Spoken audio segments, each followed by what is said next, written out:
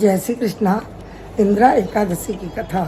श्री युधिष्ठिर बोले, हे भगवान, अब आप कृपा करके आश्विन महीने की कृष्ण पक्ष की एकादशी की कथा कहिए। इस एकादशी का नाम क्या है तथा इस एकादशी के व्रत करने से कौन कौन से फल मिलते हैं, सो सब समझाकर कहिए। इस पर श्री कृष्ण भगवान बोले, हे राजश्रेष्ठ, आश्विन महीने के कृष्ण पक्ष की एकादशी का नाम इंदिरा है। इस एकादशी के व्रत करने से समस्त पाप नष्ट हो जाते हैं तथा नरक में गए हुए पितरों का उद्धार हो जाता है। हे राजन, इस एकादशी की कथा सुनने मात्र से ही वाजपेयी यज्ञ का फल मिलता है। प्राचीन युग में महिष्मती नाम की नगरी में इंद्रसेन नाम का प्रतापी राजा राज्य करता था। एक समय जबकि राजा अपनी राजसभा में सुखपूर्वक बैठा था, महर्षि नारद आकाश मार्ग से उतरकर वहां आए। महर्षि नारद बोले कि हे राजन, आपके राज्य में सब कुशल है। मैं आपकी धर्मपरायणता देखकर अत्यंत प्रसन्न हूँ। तब राजा बोले, हे महर्षि, आपकी कृपा से ही मेरे राज्य में सब कुशल पूर्वक है। इस पर नारद जी बोले कि हे राजन, मुझे एक महान आश्चर्य हो रहा है कि एक समय जब मैं ब्रह्मलोक से यमलोक को गया था तो उस जगह यमराज की सभा के मध्य में मैंने तुम्हारे पिताजी को बैठा देखा था।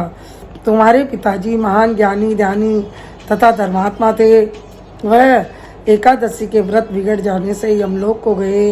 तुम्हारे पिता ने मुझसे तुम्हारे लिए एक समाचार भेजा है कि यदि मेरा पुत्र इंद्रसेन आश्विन महीने की कृष्ण पक्ष की इंदिरा एकादशी का व्रत करे और उस व्रत का फल मुझे दे दे तो मेरी मुक्ति हो जाएगी। इस लोक से छूटकर स्वर्ग लोक में वास करूंगा। जब राजा ने महर्षि नारद जी से ऐसे वाक्य को सुना तो उसे महान दुख हुआ और इंदिरा एकादशी के व्रत की विधि पूछने लगे कि हे नारद, अब आप मुझे इस एकादशी के व्रत की विधि बतलाइए। इस पर नारद जी बोले, हे राजन, आश्विन महीने की कृष्ण पक्ष की दशमी के दिन प्रातःकाल श्रद्धा सहित स्नान करना चाहिए और इसके पश्चात दोपहर को भी स्नान करना चाहिए। उस समय जल से निकलकर श्रद्धा पूर्वक पितरों का श्राद्ध करे और उस दिन एक समय भोजन करे और रात्रि को पृथ्वी पर शयन करे। इससे दूसरे दिन अर्थात एकादशी के दिन प्रातःकाल दातुन करे और स्नान करे। उसके पश्चात भक्ति पूर्वक व्रत को धारण करे और कहना चाहिए, मैं आज निराहार रहूँगा और समस्त भोगों को त्याग दूंगा। इसके पश्चात कल भोजन करूँगा। हे भगवान, आप मेरी रक्षा करने वाले हैं और आप मेरे व्रत को निभाइए। इस प्रकार आचरण करके दोपहर को शालिग्राम की मूर्ति का भोग लगावे। भोजन में से कुछ हिस्से गाय को दे और विष्णु भगवान की धूप दीप नैवेद्य आदि से पूजा करे। रात्रि को जागरण करे।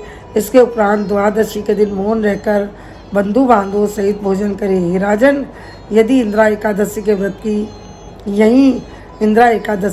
की विधि है। हे राजन, यदि तुम आलस्य से रहित होकर इस एकादशी के व्रत को करोगे तो तुम्हारे पिताजी अवश्य ही स्वर्ग को जाएंगे। महर्षि नारद को जब उपदेश देकर अंतर्ध्यान हो गए, राजा ने इंदिरा एकादशी के आने पर उसका विधि पूर्वक व्रत किया। बंधु बांधव सहित इस व्रत के करने से आकाश से पुष्पों की वर्षा हुई और राजा का पिता यमलोक से गरुड़ पर चढ़कर स्वर्ग को गए। राजा इंद्रसेन भी एकादशी के व्रत के प्रभाव से इस लोक में सुख भोग कर अंत में स्वर्ग लोक को गए। श्री कृष्ण भगवान कहने लगे कि हे धर्मराज युधिष्ठिर, यह मैंने तुम्हारे सामने इंदिरा एकादशी का महत्व वर्णन किया है। इस कथा के पढ़ने व सुनने मात्र से ही समस्त पाप नष्ट हो जाते हैं और अंत में स्वर्ग लोक में जाकर वास करते हैं। बोले विष्णु भगवान की जय, शालिग्राम जी की जय।